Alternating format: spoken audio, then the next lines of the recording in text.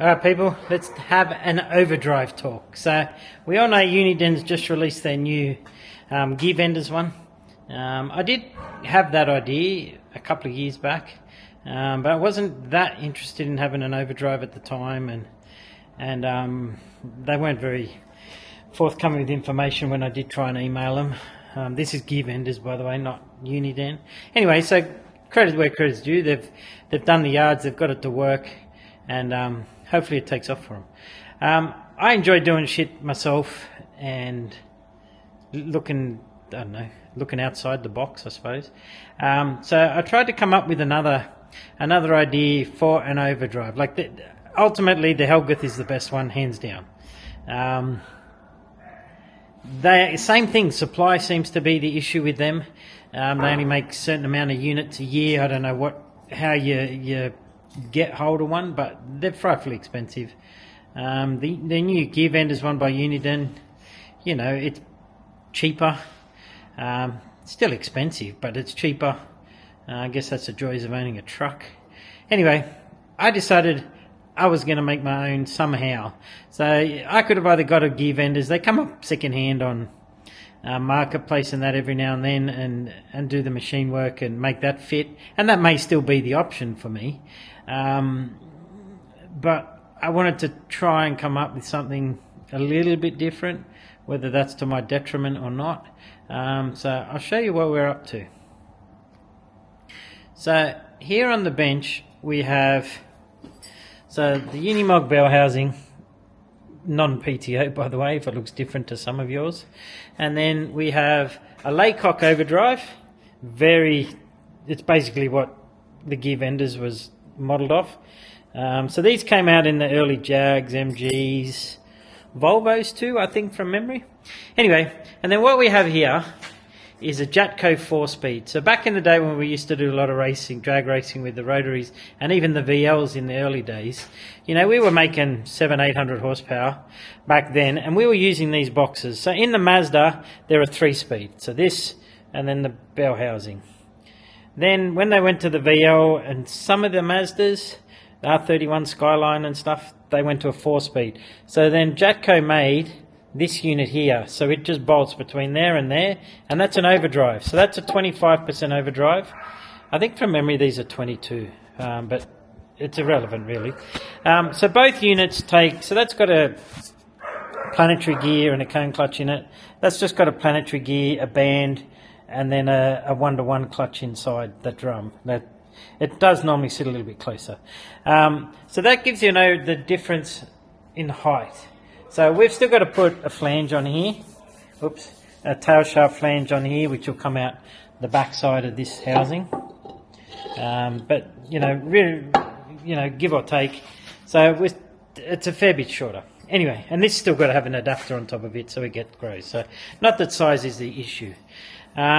Comparative size-wise internally, this one is marginally bigger. Not that it was a huge amount that I'm concerned about. This one is full of Torrington races, and so I think this would generate less heat and, in my opinion, last longer. But I could be proved wrong. So the biggest difference between the two that I wasn't happy with is that's the input shaft out of the Laycock one, this one here, and that's the input shaft out of the, actually I think that's the input shaft, but it doesn't matter, they're both the same size. Input shaft out of the Jatco. So as you can see, noticeably smaller. This end, you can make it as big as you want, because this one just basically attaches to there one way or another.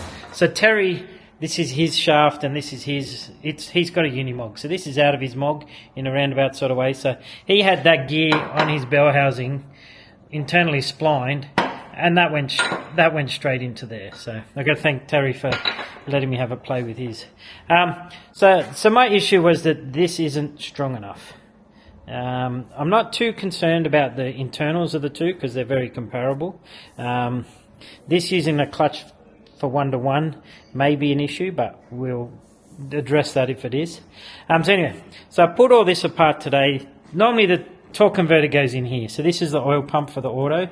Torque converter goes in there. That's normally why it looks a bit different. That's how an auto pump normally looks. We don't need a converter or anything, so that's machine that bit off, and then we've got to make an input gear shaft that'll go in here, attach to there, and go into the planetaries which are inside here.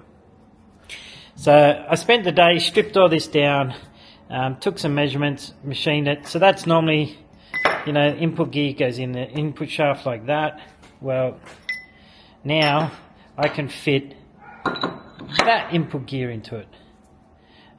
So what I was concerned about the shaft, we can now run a shaft this size. I still have to get the gears for the planetary wire cut out to suit a bigger spline. But physical size wise, we can now run that. The output shaft I can actually run near that size as the output shaft. So that's making me a little bit more positive as to whether this will work. So as I said, I'm just trying to come up with something different, something new. I'm not saying that's a bad unit, because I was going to use one anyway, so I'm just coming up with something different. So stay tuned, I'll take you on the ride. It may be a flop or it may work. Hopefully it works, because it just becomes another option for people with overdrives. There's a little bit more machining and mucking around to make this one work. There's still a shaft and an adapter and everything to machine up to make these work anyway. So really, you know, the only difference from this to that is an output shaft and a flange. So not a big deal. Anyway, and this one here, wherever we are, VL and early model Skyline and whatever, they're readily available on Marketplace. These only come up every blue moon. Gear vendors come up on Marketplace every blue moon as well. So, you know, there are the options, or you contact Uniden and just get a complete package and you don't have to fuck around.